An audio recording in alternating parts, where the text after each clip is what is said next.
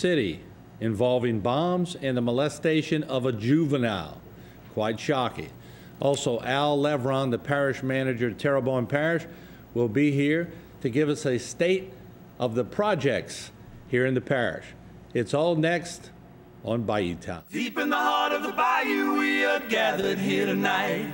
Now it's time for action, 'cause our lives are on the line. Tonight we'll do our very best to break through all the bureaucratic mess. The time has come tonight, 'cause it's Bayou Time. Show 'em what Louisiana's all about.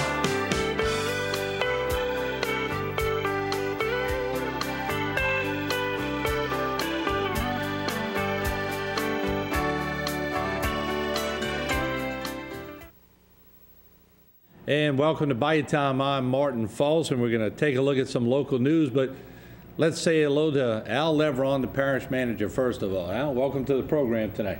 Thank you very much for inviting me, Martin. And in the spirit of fair play, all elected officials have to sit out till election time. So you're on tonight. We're going to learn a lot about the parish tonight, won't we? Well, hopefully I can bring you up to date on a number of our infrastructure projects that we have going around the parish.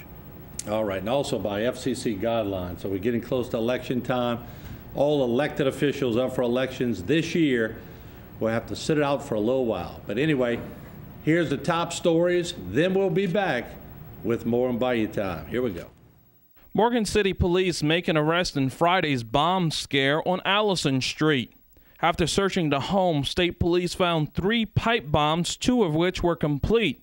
Morgan City police have arrested a 17-year-old teen in the investigation. During that investigation, they were able to obtain sufficient information which allowed them to gather a search warrant for a residence in Morgan City, located in the 3000 block of Allison Street.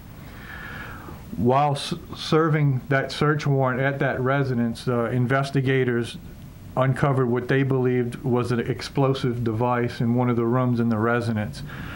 Once the agents from the bomb squad with the Louisiana State Police arrived, they identified that as an active bomb, and they recovered it through a robot that they use, and they disposed of the bomb in a sand pit that was made of sandbags on the property.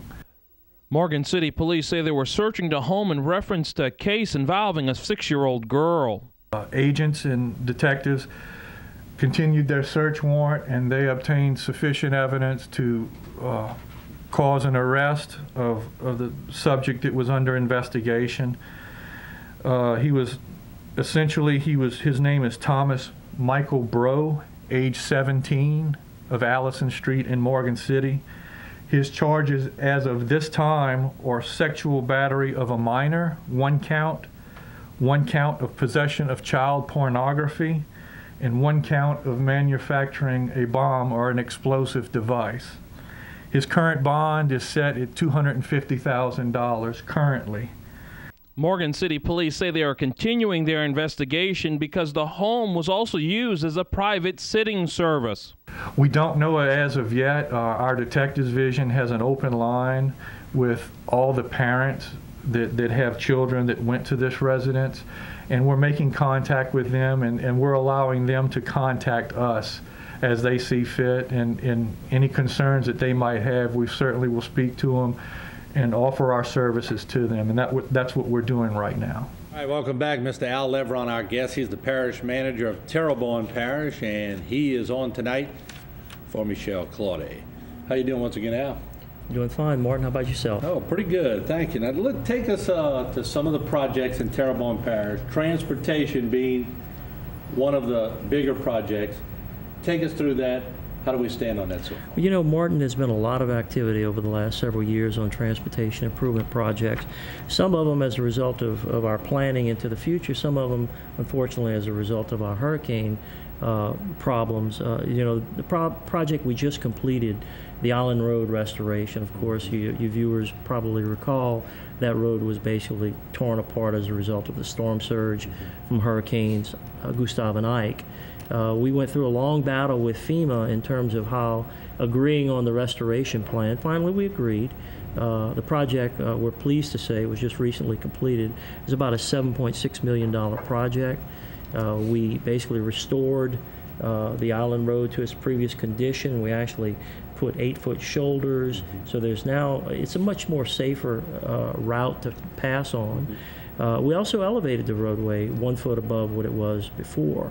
You know, there was a lot of debate with FEMA. They wanted us to just go back and restore it at the previous elevation. That was always our money shot, so to speak, during tropical events, because the water would roll over that road, but that's going to stop quite a bit of that. Absolutely. We hope, anyway. Well, you know, I won't say it will stop it totally, but we actually reason with them that rebuilding the road at the same elevation and every tidal event, the road going under, would be an embarrassment both to the parish and to the federal government. That's a good point. And ultimately, they did agree with our position and allowed us to bring it up an additional foot. So that project is just recently came offline. It's real quick, the shoulder. I know Mr. Claude said he's working with officials because a lot of people like to fish on the side, but they're asked to leave. But I think he's trying to strike some kind of compromise to where just sort of let them fish a little bit. Yeah, actually, the parish council at its last meeting introduced an ordinance that would basically, there's currently a no fishing ordinance. There's a 25-mile speed limit. There's no trucks and things of that nature. Right. All of that's going to be removed from the books, the laws of Terrebonne Parish, and we're going to restore the conditions that existed previous. Speed limit was probably 45. Right. And again, the ability for people to fish along there will be reinstated. You don't know how many people you made happy tonight by saying well, that. Well, that's still pending a vote of the parish council at its next regular meeting. So we anticipate that will in fact be approved. I would hate to be the councilman who voted that they can't fish. Well, you know, that was a vision of Councilman Lambert from down in that part of the parish. The next project I'd like to kind of brief us on is the Thompson Road Extension Project. Sometimes it's known as the East Houma Surge Protection Levee. This is a project that has been in planning over the last 4 or 5 years, and we're finally seeing it come to reality.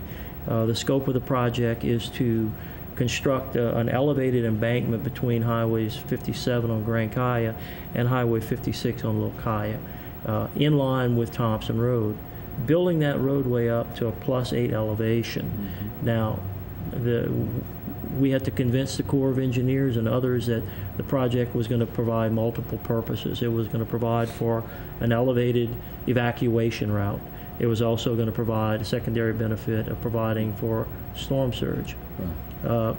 That project is under construction now.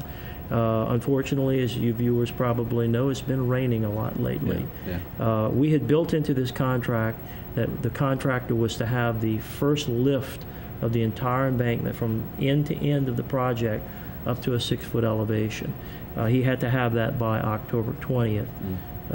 Right now, with the extensive rain that he's had, we're still hoping that he can meet that deadline. I'm sure he has rain delays and all that. He does, and he's entitled to that. But again, we don't want him to take his eye off the mark, so to speak.